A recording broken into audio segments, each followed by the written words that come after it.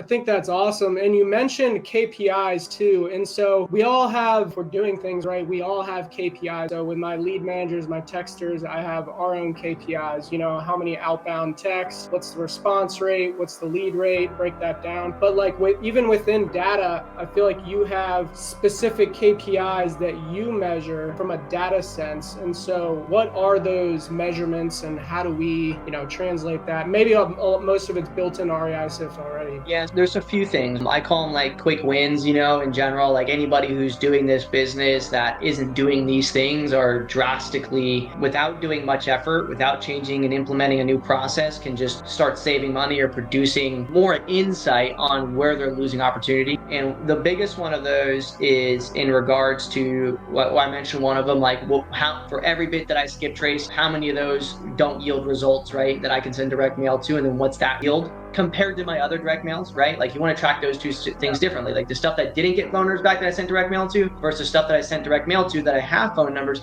Those are two different KPIs because you can find that you can change the way that you do a very simple process in order to yield a much higher return with less effort.